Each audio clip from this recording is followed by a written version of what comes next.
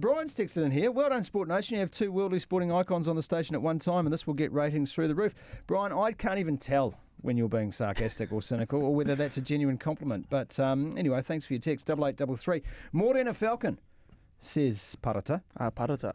Any plan to add a 70.3 to the 2026 calendar to grab a slot for Nice? Yeah, I was going to do Geelong, which is second week of March, but it's a little bit tricky because the week after is the World Series in Abu Dhabi, and I want to do well there. And the Olympic slots start opening up since it's a 2-year period.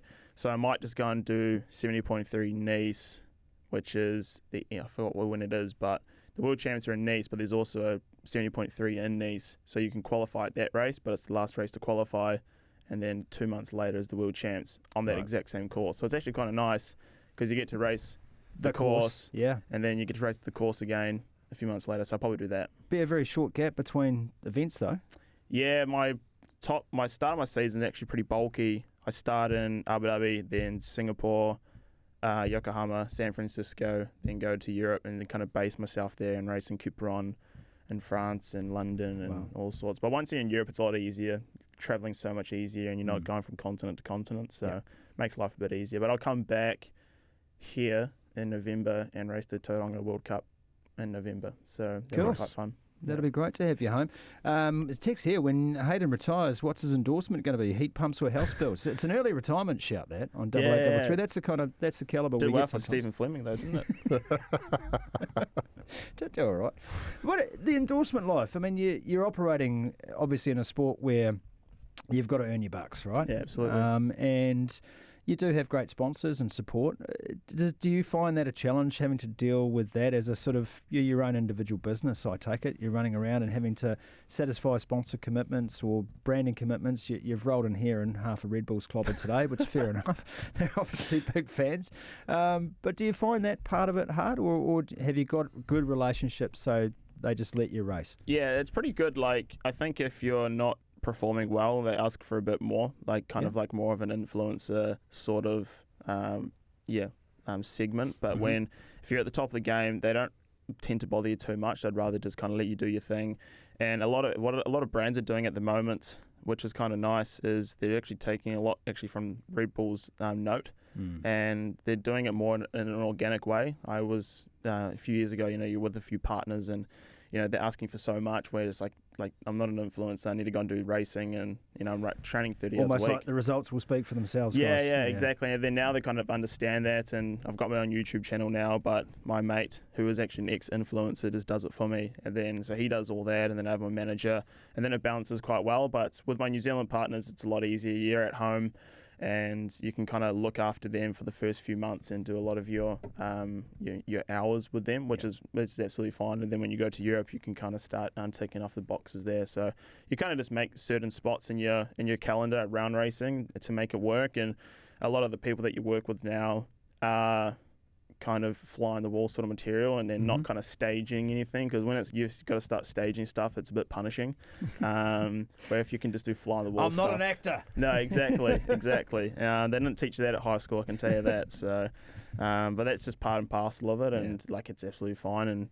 And if they support you, you've got to support them back as well. And that kind of leads on to the endorsement side as well. If you're kind of good enough, you kind of have those endorsements after your retirement, and then you work with that brand, so on and so forth, and kind of keep promoting them even when you're off retired. And a lot of brands are starting to do that, giving you contracts after you're retired, so it's kind of looking after yourself as well, which is good. Yeah, speaking of Kiwi legend Hayden Wilde, and Hayden, you talked about what you've got coming up in March through to November. How far in advance is your calendar locked in? Shockingly. Not advanced at all. It should be. The amount of times I get pestered of what's your calendar this year, and I've actually been quite organised. I say I'm going to do certain races, but I kind of book flights the week before, more or less. Wow. Because everyone's like, but the prices go up. I say, no, they don't really go up. They kind of stay the same. But, it's pretty flexible. Just kind of depends. You've got to enter the race 30 days before. And then once you're there, you have 2 days to pull out, or you get like a penalty, so to speak. So, it's kind of organised, but not really organised. But yeah, I like racing, and we kind of have to make some sort of plan to not make me over race as well. So the coaches are pretty aware of that. But it's pretty flowy.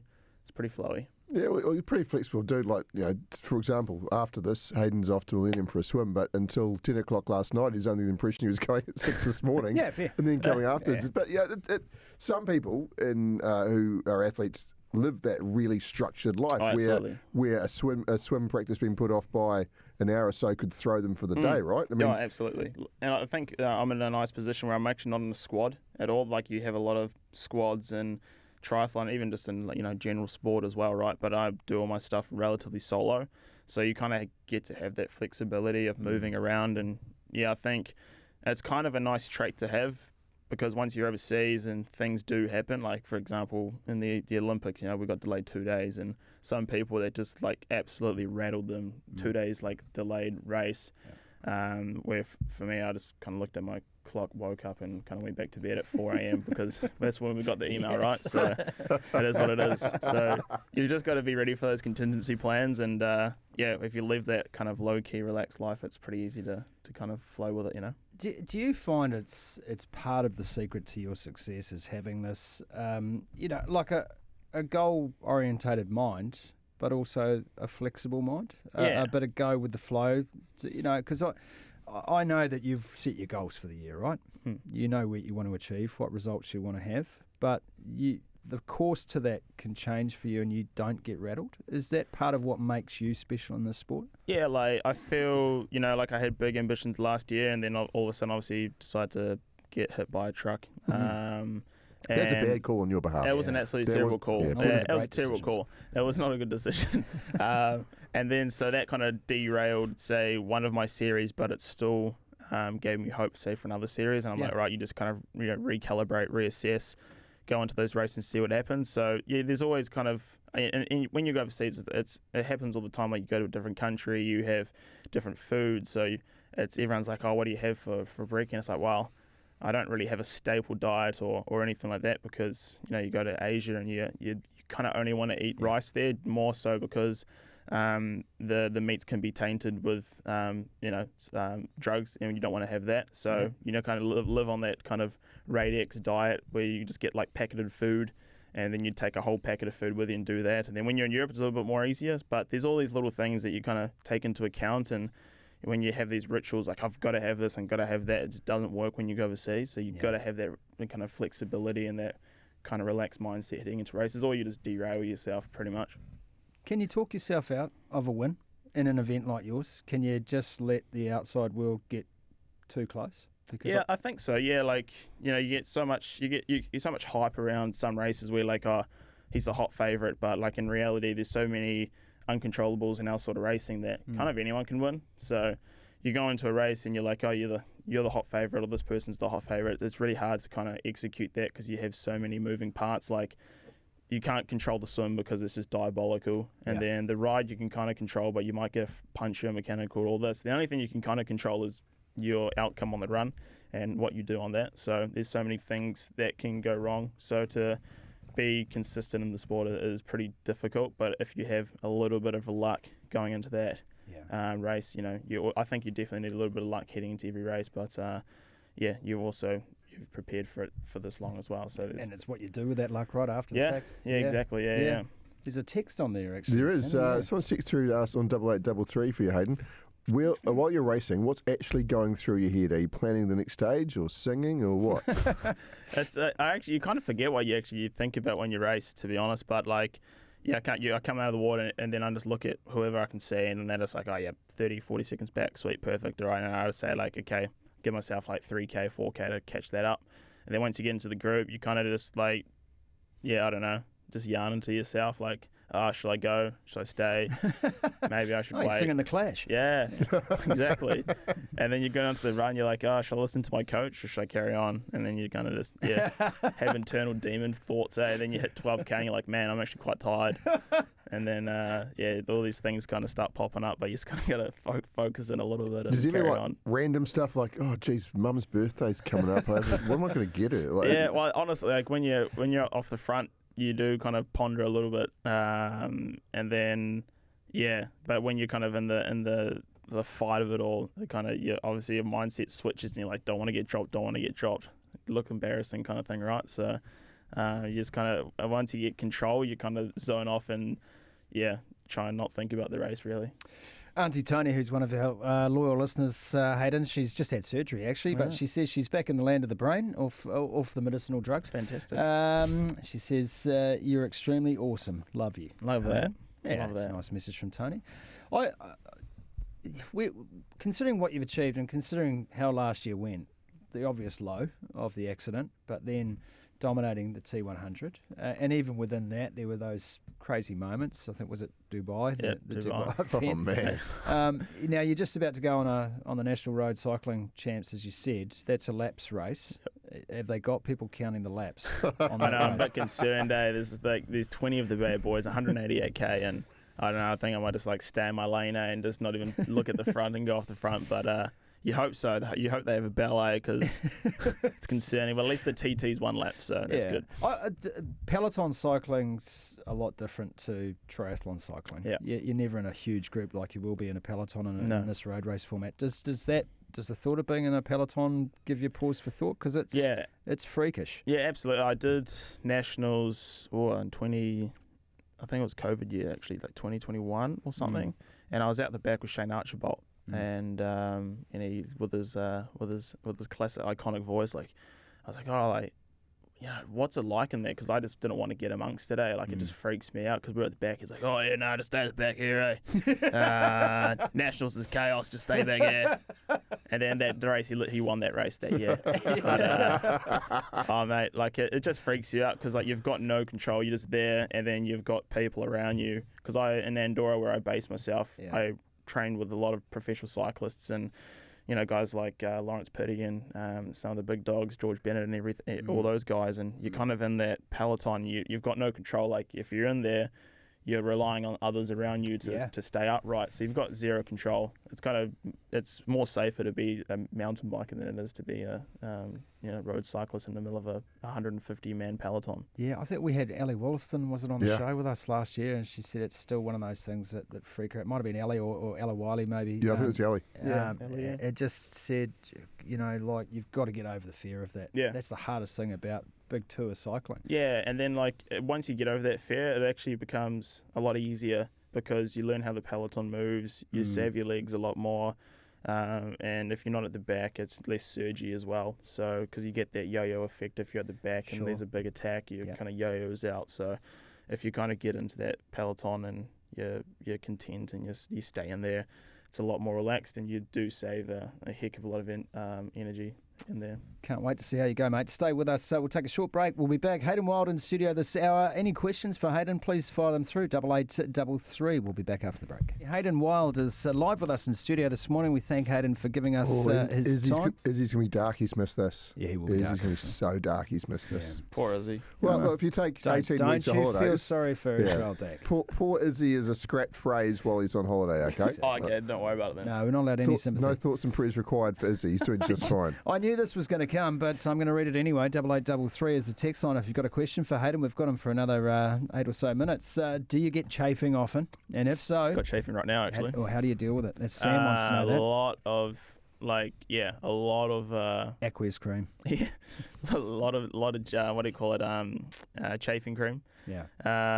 It's just, honestly, it's just part and parcel of it. It sucks. Saddle sores suck. But as long as you chafe up with your cream, normally you're good to go.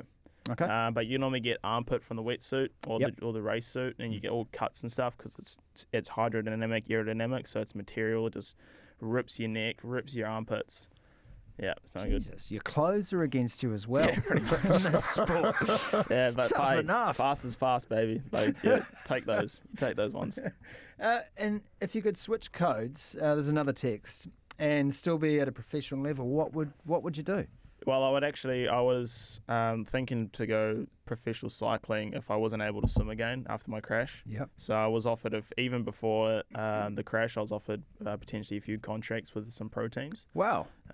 Just to have a sabbatical off try and have a few years into peloton. I thought it'd be quite fun just because, I was living in Andorra and you get those opportunities to train with a lot of the pros, but you can train with them and you can kind of show off a little bit, and they show off to you as well, and you're like, wow, the level's so high, but then you then bring in the peloton kind of scenario, and you can be as strong as a ox on the bike, but if you can't run the peloton, you're pretty screwed. You're cooked. Yeah. Had a message through as well about how the swim training's going. Yeah, it's good. I think I'm back to where I was around Paris Olympics. Nice.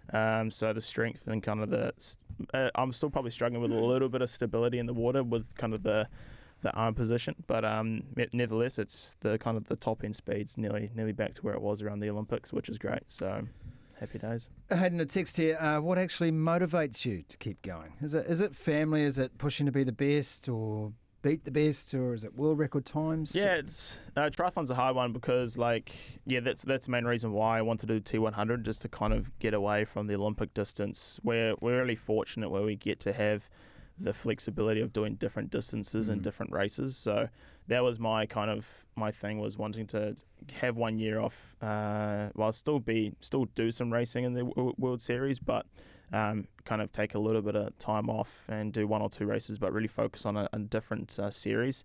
And that was my big goal, to kind of perform well on the time trial bike and to see what I can do, because at the end of the day, after LA Olympics, I'm done and dusted with the Olympics there, and I'll be going to the Ironman. So there's So that will definitely be your last Olympic Games. Absolutely, I think so. Unless T100 was rumoured to go to Brisbane, I don't think I don't know. It's such the 4-year cycle is it's pretty punishing. The politics, the racing, and it's not really great for pocket, to be honest. Where the long stuff is a lot more illustrious on that side. So, and I love the short distance, but I do love the long stuff as well. I've dabbled in the 70.3 and stuff. Yeah. So yeah. Is that Olympic flame still burning for you? Yeah, absolutely. I've got unfinished business there, and even if LA doesn't go the way I want it to go, I can take away that I've got 2 medals from the Olympics, and looking at the illustrious names that have raced the Olympics and the triathlon, we don't have many opportunities to get medals at the Olympics for triathlon. It is our pinnacle event. So just to the Hamish Carters, the Bevan Dohertys, if you actually look at Olympic champions, because there's been a couple of guys that have doubled up, there's only 6 Olympic champions in the triathlon, more or less. So there's a very small group of people that have medals in the Olympics, because there's only one event for it. Well, there is a mixed relay, but everyone's that's more of a team event, and you'd obviously the big one's the individual, right? Yeah. So definitely the spark is still there, and I think LA is going to be pretty sick because it's America, and America want to do everything better than everyone else. So I think it's going to be pretty cool. So we'll see. I've got a question for you here on 8833. How do you fuel during the race? Do you have and this is a very specific question. This is obviously someone who wants to know. How do you fuel during the race? Do you have a target range of carbs you try to consume?